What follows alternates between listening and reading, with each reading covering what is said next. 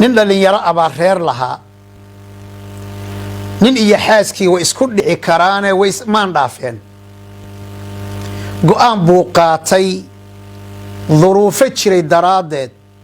ama duruufo jiray daraadood ayuu go'aan u qaatay reerkii inuu dumiyo markuu go'aansaday arrintii gabadhuna reerkee way rabtay oo way jeclayd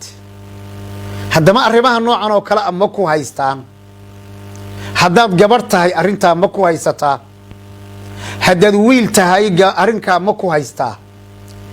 daawaan kuu hayaa kitaabkan furan ee adduunkan ilaahay uu ku furay subxaanahu wa tacaala ayaa wacdi iyo waana kuu noqon kara reerkaagana kuu badbaadin kara wiilkii wuxuu asagoo go'aansaday inuu gabadha iska furo ayuu meel maqaaxi ah ama hoteeloo cunto laga doonto buu cunto u doontay بسم الله الرحمن الرحيم الحمد لله رب العالمين وصلى الله وسلم وبارك على محمد وعلى آله وصحابته أجمعين ما بعد أيها الأحبة في الله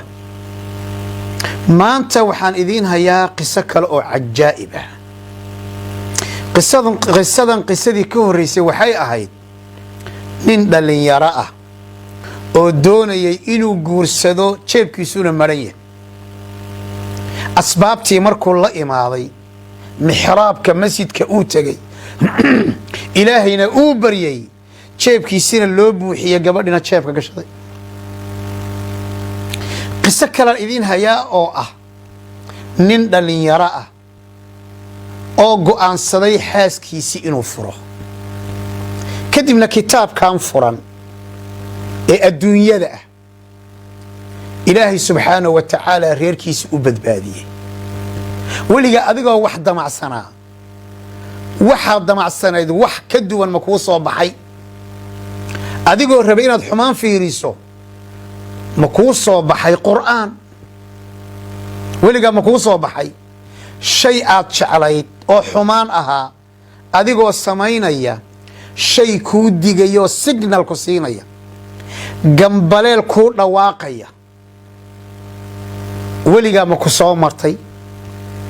haddayna ku soo marin way ku soo mari doontaaye adaan ku baraarugsanayne bal qisadani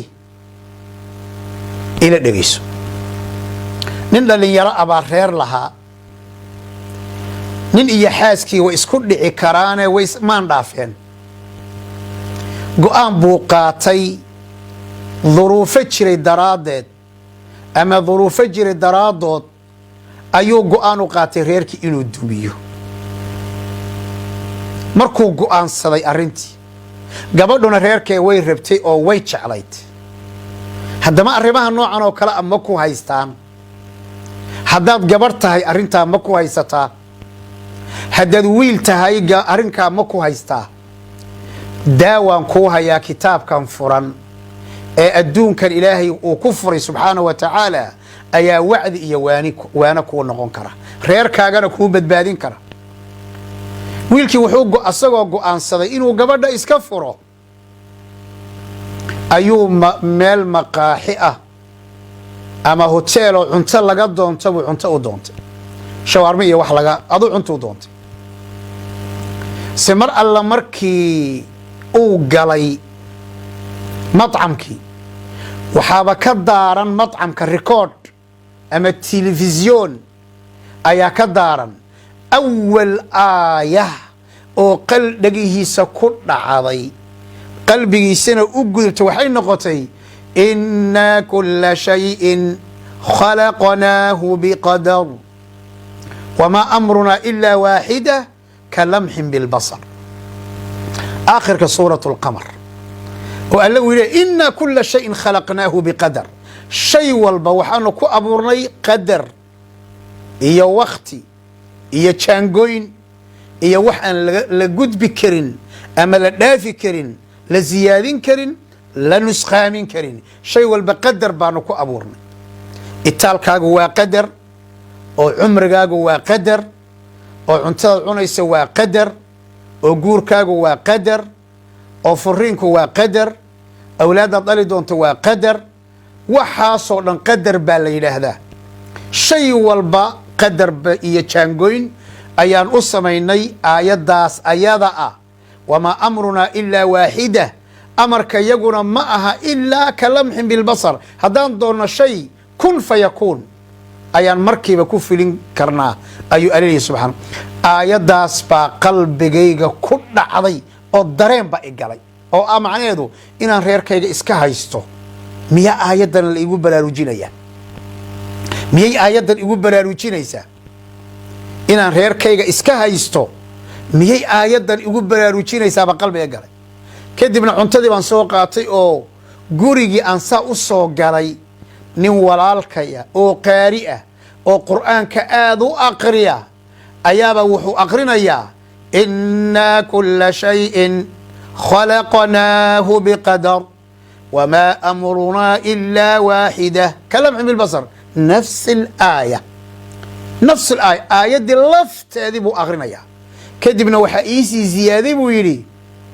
arrinkii asagaa qalbigayga waxaa galay buu yidhi wax weyn waan aamusay buu yidhi malaha jumcada waxaa ka dhiman maalin shib baan iska idhi jumcadii baan masaajidka aaday se imaamki se ninkii khatiibka ahaana wuxuuba khudbada ku aqrinayaa oo maanta cunwaan u ah innaa kulla shayin khalaqnaahu biqadar wamaa amrunaa ilaa waaxida ka lamxin bilbasar fasubxaana allah qalbigaygii waa isbedelay go-aankayguna wuu isbedelay kitaabkan furan ee adduunka ah ayaan gartay buu yidhi in risaalo la iiga soo dirayo alle xaggiisa xaaskii baan markiiba ishayn waayey buu yidhi ugu bishaaree baan is idhi buu yidhi inaan ka noqday go-aankaygii ahaa reerku inuu dumo se gabadhi baan wacay gabadhu waxba ma ogo gabadhu markaan wacay baan waxaan idhi buu yidhi bishaaraan kuu hayaa go-aankaygii wuu ila khaldanaaday waana ka soo laabtay reerkaygu waa noo dhaqnaanayaa markaasay tidhi innaa kulla shayin khalaqnaahu biqadar wamaa amrunaa ilaa waaxida ka lamxin bilbasar qisadanii faa'iidada ku jirta waxaa weeye wax aad u badan oo aad adduunyada go-aanno aad qaadanayso samayn lahayd ayaana lagu baraarujiyaa ama qof baaba kugu baraarujiya oo hadal iyo carabkiisaa laguu soo mariyaa ama arrimahan aan sheegnay oo kale ayaa lagugu baraarujiyaa laakiin waxaa la doonayaa inaan inagu baraarugsannahay inna la baraarujinayo waxaan filayaa qisadanna inaad aad iyo aad oga faa'iidaysatay as'al allah subxaanahu wa tacaala ilaahay waxaan ka baryaa inuu qisaska iyo kelimaadka uu nagu anfaco wasalaamu calaykum waraxmat ullaahi wabarakaatu